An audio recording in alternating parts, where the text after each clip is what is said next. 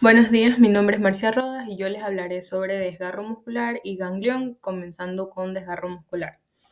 Bueno, tenemos en la etiología el desgarro muscular, también conocido como distensión o rotura fibrilar, ocurre cuando las fibras musculares se estiran más allá de su capacidad, provocando su ruptura parcial o total, lo que genera dolor local muy intenso, inflamación y dificultad para movilizar la zona afectada.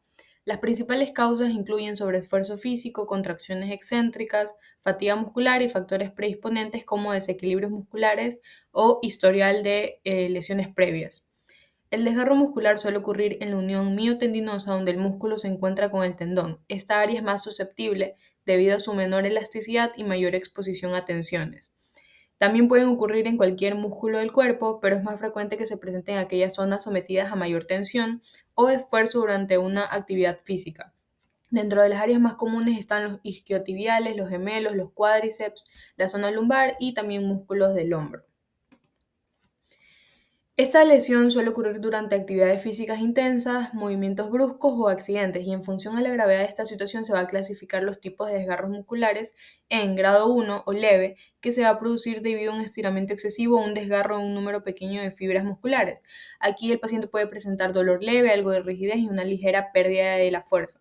Grado 2 o moderado va a existir un desgarro parcial de las fibras musculares, esto va a causar dolor de mayor intensidad, hinchazón y dificultad para mover el músculo afectado. El grado 3 o grave va a representar la ruptura completa del músculo o de su tendón y va a presentar dolor severo, inflamación significativa y una pérdida total de la función muscular en la zona lesionada. En cuanto a los hallazgos en imágenes, bueno, vamos a tener dos, ¿no? Ecografía y la resonancia magnética. Comenzando con la ecografía, esta va a ser útil para una evaluación inicial y en tiempo real, especialmente en lesiones superficiales. Se pueden mostrar áreas de aumento de la ecogenicidad, hematomas y desgarros parciales, sin embargo, su eficacia va a disminuir en lesiones profundas o en músculos con arquitectura compleja. Por ejemplo, en esta imagen apreciamos un ultrasonido musculoesquelético con transductor lineal y se va a presentar una lesión en el músculo cuadrado lumbar, justamente donde está señalando la flecha, en la región posterior de la espalda, y se presenta el trayecto del músculo del cuadrado lumbar. También es una imagen anecoica que nos hace sospechar en inflamación o en este caso en desgarro a nivel muscular.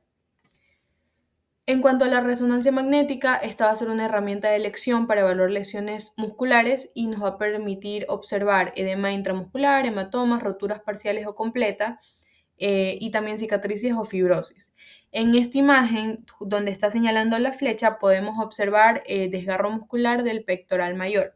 Se va a presentar la rotura fascicular del pectoral mayor a nivel de la inserción en el húmero y esta va a ser la localización más frecuente. Bueno, en cuanto a las imágenes, y ya dividimos en la clasificación los grados, entonces, por ejemplo, aquí tenemos en grado 1 una imagen de un ultrasonido y una resonancia magnética. Aquí los hallazgos va a ser una lesión de tipo lineal muy fina con una longitud variable, pero con un grosor que no debería exceder los 2 milímetros. Continuando con el grado 2, en el ultrasonido vamos a ver una ruptura fibrilar del cuádriceps, donde está aquí señalando la flecha. En la resonancia magnética vamos a encontrar la ruptura fibrilar de la cabeza lateral del gastrocnemio y también vamos a ver un incremento en la intensidad de señal y va a estar asociado a una pequeña cantidad de líquido y una cierta separación de las fibras donde se encuentran las flechas. En el grado 3, va a ser cuando la rotura del músculo es completa.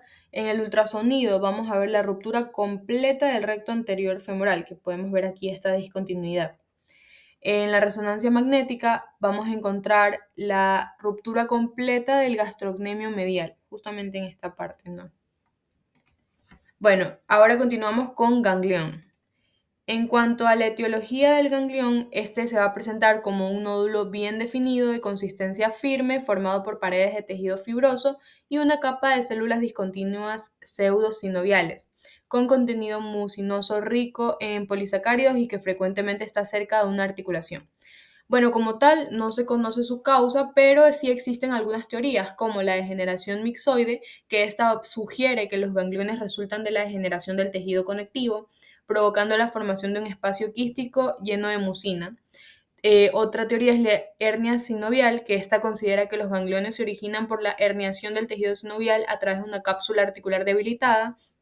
Otra teoría son los microtraumatismos repetitivos. El daño crónico de las estructuras articulares o tendinosas puede estimular a los fibroblastos a producir ácido hialurónico, acumulándose en el quiste en este caso. Bueno, el ganglión se va a presentar más frecuente en mujeres jóvenes entre la segunda y cuarta década de la vida, o también se puede presentar en pacientes añosos asociados a enfermedad degenerativa articular. En cuanto a su anatomía, los gangliones suelen localizarse en áreas donde las articulaciones o tendones están expuestos a movimientos repetitivos o presión constante. Las localizaciones más frecuentes van a incluir la muñeca, particularmente en el dorso, cerca de la articulación escafolunar, en la base de los dedos, en la articulación interfalángica distal, o también puede ser en el tobillo y el pie, en la parte superior del pie o en el tendón de Aquiles. Estos quistes pueden variar de tamaño desde pequeños, menores a 1 centímetro, hasta grandes, más de 5 centímetros, y su consistencia puede ser firme o elástica al tacto. En cuanto a los hallazgos en imágenes, bueno, la utilidad de estos hallazgos de los gangliones es determinar la naturaleza quística de la lesión, evaluar su contenido, su tamaño, su extensión y además su localización y relación con las estructuras anatómicas adyacentes. Entonces podemos tener 4 herramientas, las principales van a ser ultrasonido y resonancia magnética. En cuanto al ultrasonido, este es muy útil cuando la lesión está localizada en las partes blandas, muestra anecoicidad, el quiste aparece como una masa hipoecoica o anecoica, se van a ver márgenes bien definidos, paredes del quiste lisas y bien delimitadas. También se pueden apreciar septaciones internas, algunos gangliones van a presentar divisiones que pueden mostrar vascularización. En cuanto a la resonancia magnética, esta es útil para determinar su exacta localización anatómica, su real extensión hacia planos más profundos y su relación de la lesión con las estructuras adyacentes, tanto de partes blandas como partes óseas. Y también se puede emplear el realce con gadolinio, que puede observarse en el borde del quiste tras la administración de dicho contraste. En cuanto a la radiografía simple, también se la podría usar, pero no es tanto de utilidad, pero va a presentar un aspecto específico y aporta más bien información de la estructura ósea y de la articulación adyacente. En cuanto a la tomografía computada, es más útil en las lesiones de la localización intraósea, que se van a observar como lesión geográfica lítica de tamaño variable con o sin comunicación articular, a veces puede ser con disrupción de la cortical ósea.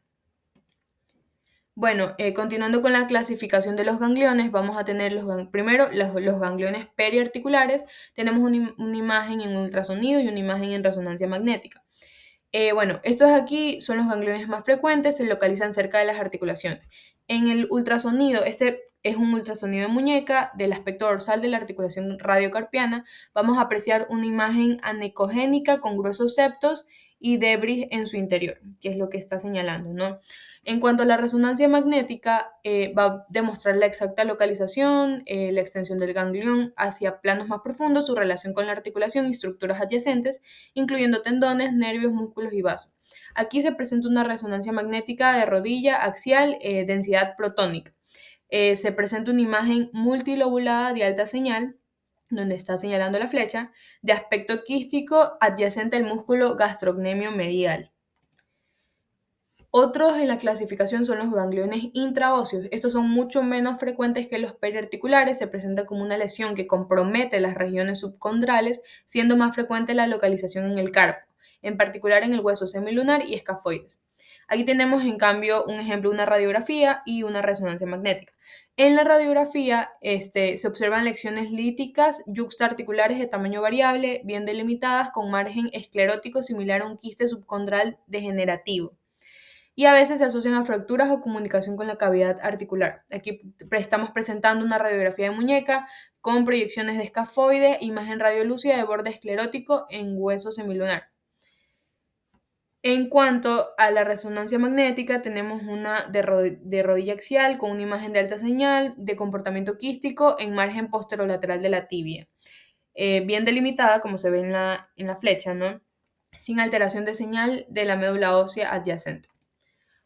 Otra clasificación de los gangliones van a ser los gangliones periosteales. Estas son lesiones muy poco frecuentes que se originan como degeneración del periósteo, produciendo erosión cortical y formación del hueso nuevo reactivo perióstico con masa de partes blandas sin un componente intraóseo.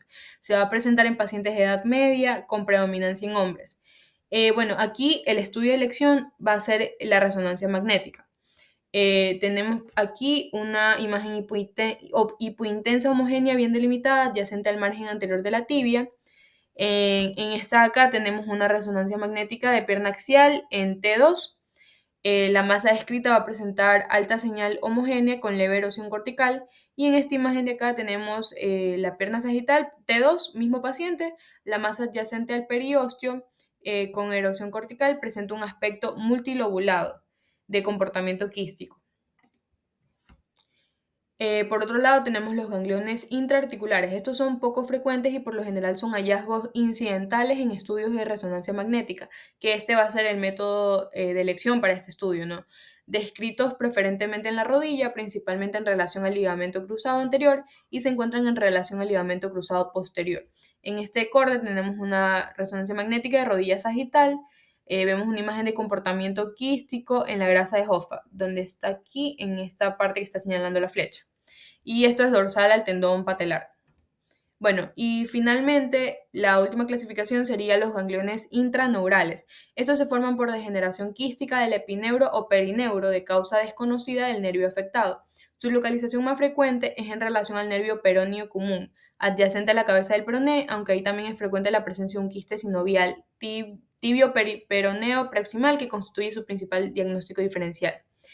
Bueno, aquí se presenta una resonancia magnética de rodilla sagital con una imagen de comportamiento quístico adyacente a la articulación tibio-peronea proximal. Gracias.